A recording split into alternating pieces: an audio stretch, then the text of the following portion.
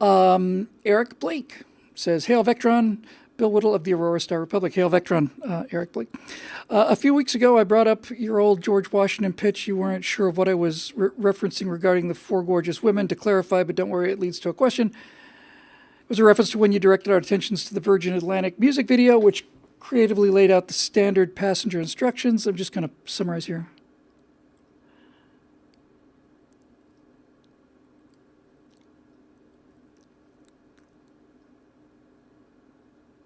I'm just reading here. Okay. So basically, I had done this Virgin America safety video a number of times and said years ago now, it's been years I've been talking about this, basically said that we need to make this thing sexy, you know, and that if you saw George Washington standing in front of you today, he wouldn't look like the George Washington we know with the powdered wig and the frilly coats. He was the best dressed man in the world, and he'd be wearing an Armani suit and, you know, $2,000 suit and $800 shoes and all the rest of it. And I was talking about how in the video it'd be cool if they started him out in the George Washington costume, a breakaway costume, and then they had these four super gorgeous women just kind of run up around him, surround him, start, you know, giving him the tongue bath treatment, and then just rip that shirt off and the pants, the whole thing, George Washington's whole thing comes off. And what you find is that underneath the guy's like super buff and a lot younger, and that would be, you know, with a really great haircut and stuff, and then you dress him in the Armani, and it'd be a great way to show what George Washington was to the people that knew George Washington, and a real wake-up call for people who think he's just this kind of stodgy old, you know, kind of stodgy old guy. So that's what Eric was talking about with reference to that for these four girls coming up. But then let's go back to the question here. Says it always stuck with him as a writer-director himself. Thank you. So here's what I'm going to try to say here. He's talking about my friend Kelly Carlson and a couple of other conservative actors. Here's my question. We've got some hot actresses openly on our side as it is, like Kelly Carlson and Mindy Robinson. So why doesn't some channel like yours or the Daily Wire or CRTV commission them to do some advertising for a cause? Kelly Carlson is the only one that I know personally, Eric. And she's openly conservative, and I think she became so when she married Dan, my friend, who's on active SEAL team. I think she hired him to do his security, and boy, you couldn't have done better than that. So they made a bunch of. They spent a bunch of time together, and then they got married, and I'm very, very, very happy for them. So Kelly, I guess, doesn't really care. I imagine her Hollywood career is pretty much done, unless somebody like me or other people come along and can actually, you know, get her a check, which I hope to do, which is why we launched this foundation. But there's a point underneath this that I'd like to address that I think is just really, really important.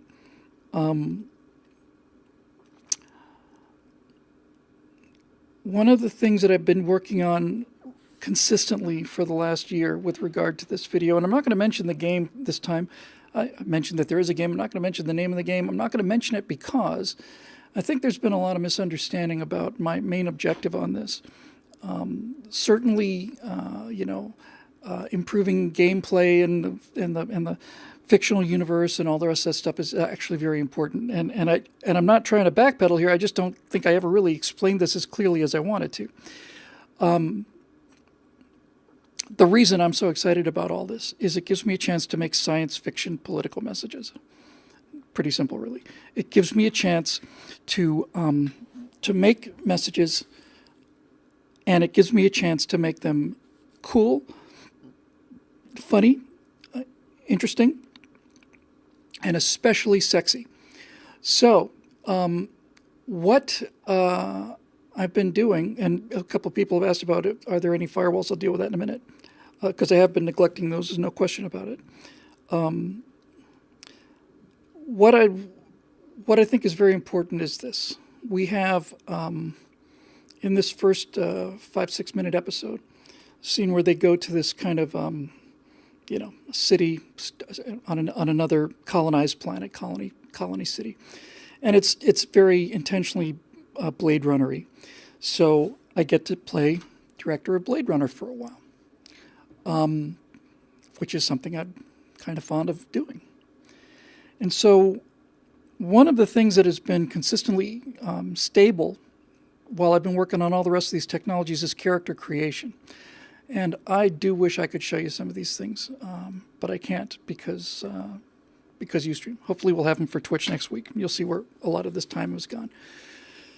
But since they're walking through the streets going to this strip club, which is known for blurring the line between biological and mechanical, a lot of cyborg dancers and human dancers and fully robotic dancers and all the rest. So I had a chance to play Blade Runner director, which meant I had to populate the streets of this city for about a minute. And what I ended up doing was I did 5 or 6 dancers in the club, and then I had to do street people. And I bet you I've easily got 20. I might have 30 individual characters I created myself. I'm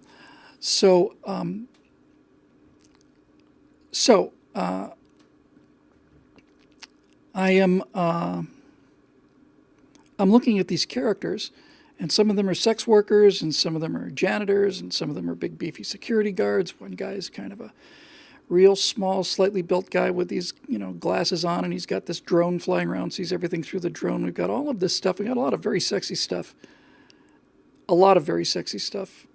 And I was explaining to somebody about this, and they were saying, some of these characters look a little dicey. Well, they are dicey, and that's why they're interesting. But the point I made, and I think the point that needs to be made, is those robot strippers work for me. They work for us. They work for conservatism. All of those very realistic-looking, hot, computer-generated dancers work for conservatism. All of the drug addicts work for conservatism. The technical workers work for conservatism. The cars that go flying through the air working for conservatism. All of the stuff that makes people want to watch something is for the first time working for us.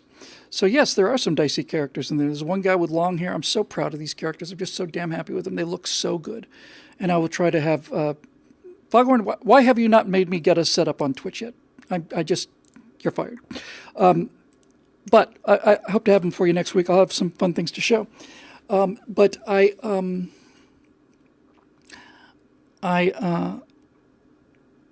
look at these characters and think, just for once, the sexy person's on our side, and even the despicable people, the drug. Drug addicts and the street prostitutes and all of that. They're working for us. They're actors that are working for us.